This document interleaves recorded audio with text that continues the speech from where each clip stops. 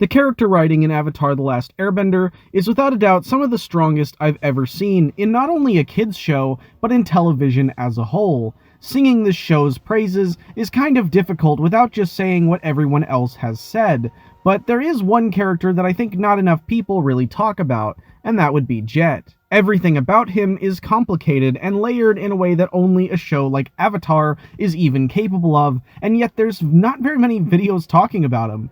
I do understand it. Azula and Zuko have much more going on for them, but Jet is honestly a highlight for me, second only to Longfeng in terms of characters and more specifically villains that don't get much love. The first thing we even learn about Jet is given to us well before he even shows up. Momo gets caught in a Fire Nation trap, leading Sokka and gang to believe that the Fire Nation is nearby, but this is actually something that Jet stole from the Fire Nation and decided to make use of for himself. In a way, that is core to his delusional philosophy, that in order to destroy the Fire Nation, you have to be just like them. It's something that only becomes more clear as the episode runs along. One of the first things that becomes important is Sokka's arrogance, which is reiterated once again just for good measure.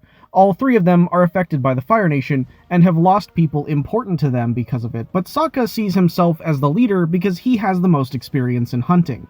Katara wasn't really given much of an opportunity until now, and Aang's been gone for a decade, so Sokka sees it as his own responsibility to take the reins and lead everyone into safety.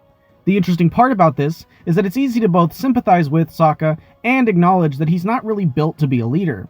This is of course something that he grapples with multiple times throughout the story, but it's especially important here, as this episode kind of delves into his deep insecurity problems, and especially his arrogance that he soon overcomes. On paper, he isn't really wrong that flying with Appa might be part of why they get caught by the Fire Nation all the time, and that's actually something he ends up being right about in a future episode, but he still makes a big mistake, traveling without a sense of direction, as he ends up leading the gang right into a Fire Nation camp.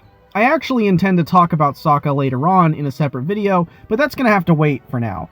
The point is that this blunder serves as the foundation of Jet's introduction, and it's pretty charming. He's shown as a real cool guy with smooth moves. He's got a neat little crew consisting of a tomboy, the silent one, and even a gentle giant, all the characteristics of a lovable little group of heroes. In minutes, we watch them completely demolish a Fire Nation camp without even breaking a sweat, and even more importantly, none of them are benders. They rely exclusively on their skill in battle. Needless to say, they're very easy to like, and of course both Aang and Katara are even willing to tag along with them, but unsurprisingly Sokka is not. It's a typical plot for a kids show, but it's also important in the grand scheme of things because Sokka's distrust of Jet, at least initially, is entirely built off of insecurity. He feels threatened by a natural-born leader, and a damn skilled one at that.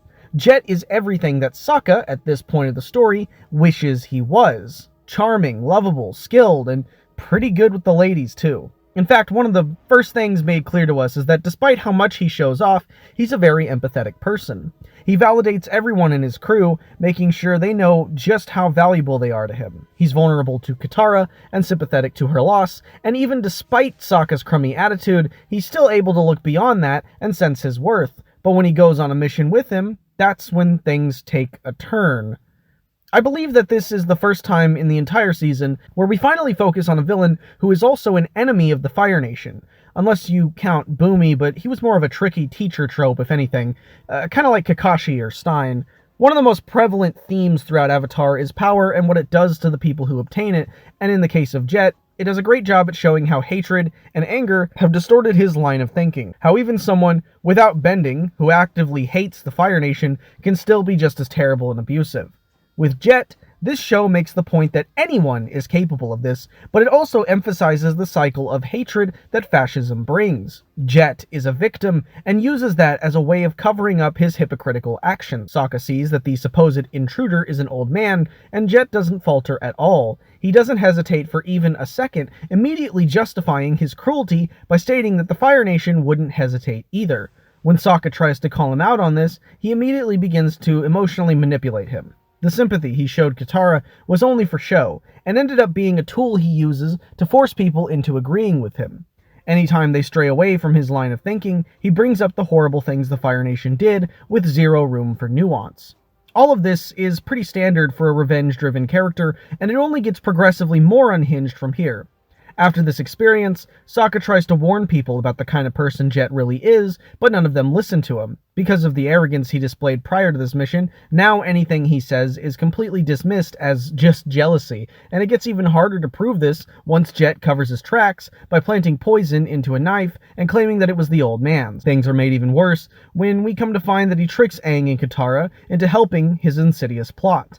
Jet intends to use their bending abilities to unintentionally flood the nearby town, and when asked about the innocent civilians who aren't Fire Nation, he immediately states that it's a small price to pay, like it's a sacrifice that he believes needs to be made.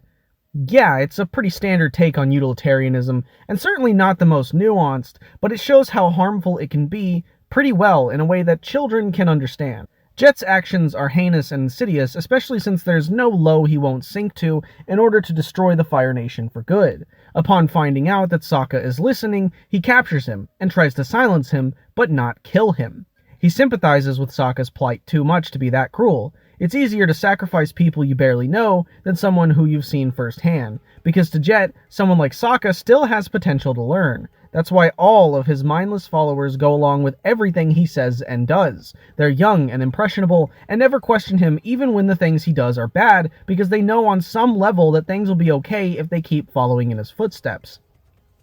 But we soon learn that Jet is just as naive, thinking that Katara and Aang won't find out about what he's using their power to do. Sokka is too quick-witted as well, managing to trick his goons into stepping on a trap and get away long enough to warn the town and have it evacuated. Jet fully believes that this was a victory, that this is the true path to freedom, completely ignoring his own arrogance. What empathy he has is weaponized to threaten people into submission when truthfully he's willing to sacrifice anyone as long as it means defeating more Fire Nation. He's a dangerous person and a loose cannon at that, and our first impression of him is just another villain of the week. That is, until Season 2. The best thing to ever happen to any television show, literally ever, where Jet shows up yet again. When I was a kid, this actually shocked me. I did not anticipate him ever coming back, and he ended up being one of my favorite parts of Season 2. Since he was initially introduced as a villain against Aang and his crew, it's only fitting that he had a run-in with Zuko. After Zuko and his uncle decide to move to Ba Sing Se, we get an update on Jet and his crew, learning that after what had happened, they decided to leave the forest and start a new life. It seems as if Jet has begun to recognize how awful his actions were, and that it was a good thing Aang and the others had stopped him before he really could do something he regretted. Now he's much more helpful, in his own confrontational and productive way, and ready to make a life for himself in the peaceful town of Ba Sing Se. Enter Zuko, the banished prince of the Fire Nation. He and his uncle are heading to Ba Sing Se on the same ship that Jet and his crew are on. Apparently, the captain of the ship he's transported on eats like a king, while all the refugees get slop. This imbalance is interesting to me because it's something that both of them find disgust in. All the people on this ship are refugees, and it's almost like they're being taken advantage of by the captain. But it's also fascinating because Zuko and Jet confide in each other despite coming from completely different backgrounds. Jet had his entire life torn apart by the Fire Nation and since then dedicated it to destroying them. Zuko was born in the Fire Nation and given the heir to the throne, but was abused and exiled by his father, dedicating his life to restoring his honor. Despite not knowing each other's backstories, both of them are entirely driven by anger and hatred. And it's also clear at this point that both of them want different lives.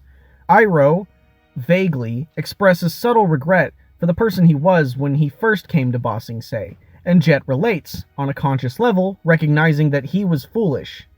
That his actions were no different from the Fire Nation, but that doesn't mean he's forgiven them either, and it certainly doesn't mean he's fully overcome his own biases. The reason he even approached Zuko in the first place was because of the burn on his eye. He kind of projects himself onto Zuko, hoping to help him become a member of his crew, but after the traumatic experience that Zuko had the last time someone who admired him had learned about his true identity, he refuses the offer. Time and time again, Zuko has had to come to grips with just how terrible his own nation truly is to other people.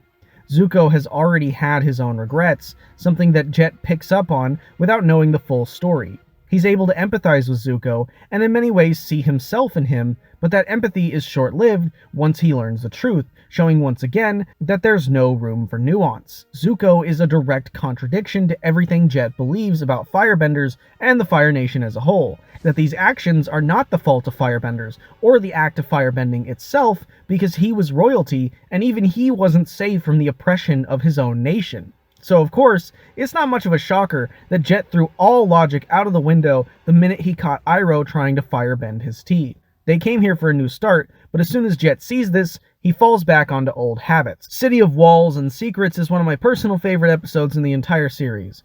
There's so much subtle world building in this single episode. Our heroes finally make it to Ba Sing Se and are given a big, beautiful home, but they meet Ju Di, and she's creepy as hell. Anytime they try to search for Appa, she covers it up by urging people to keep quiet about it. The exact same seems to apply to the war.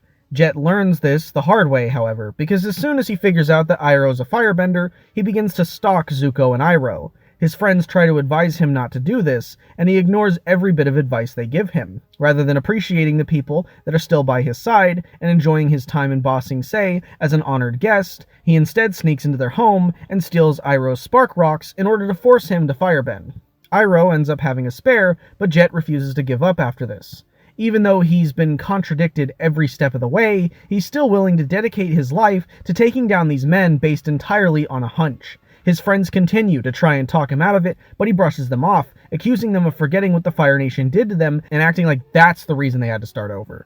Even though he claims he's made mistakes and has many regrets, it could not be more clear that Jet really didn't change. He falls back on old habits, letting his reasonable hatred for firebenders consume him to the point that he acts irrational and stubborn. Tired of waiting, Jet barges into the place and begins attacking Zuko. He ends up making a huge fool of himself because of it. He gives his all in trying to force Zuko to firebend against him with no regard for the people around him.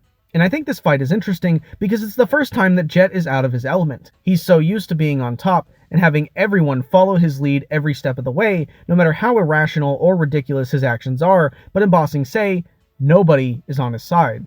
He isn't the special leader he was in the forest. Nobody really knows who he is or even cares. Even when the Dai Li show up, they instead choose to arrest Jet, instead of the supposed firebenders he attacked. He's no longer the leader he thought he was. Things get even worse once they take him to Lake Laogai. I should probably talk about Long Feng and the Dai Li in another video, because they're probably one of the most interesting and underrated villains in this series, but to put it in summary, we come to find that the Fire Nation isn't the only threat.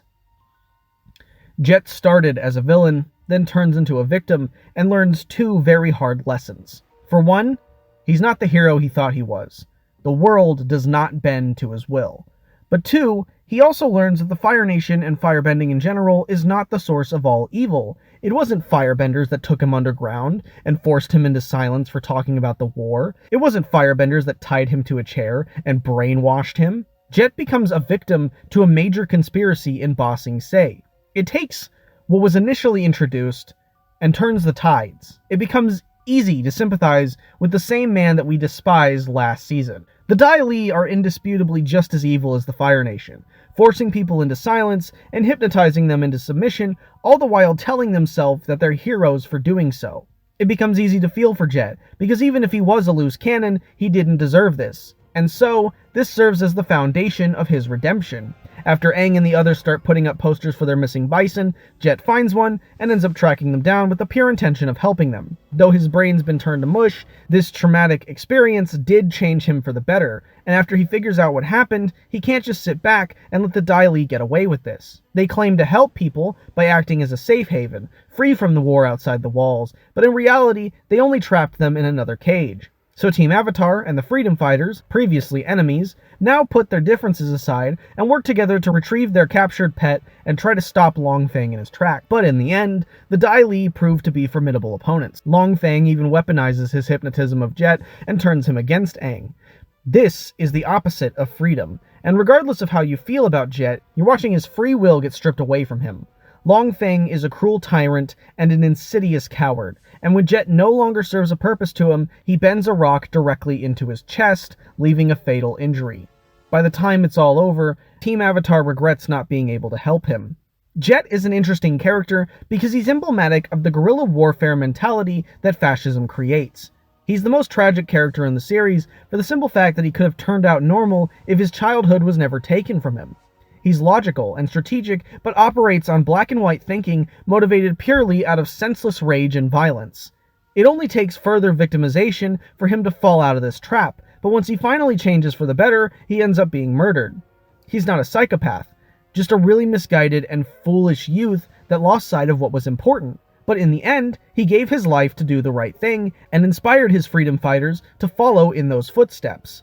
Despite only being present in the narrative for about 7 or so episodes, Jet's impact is real and something that stuck with me even well after he had already passed.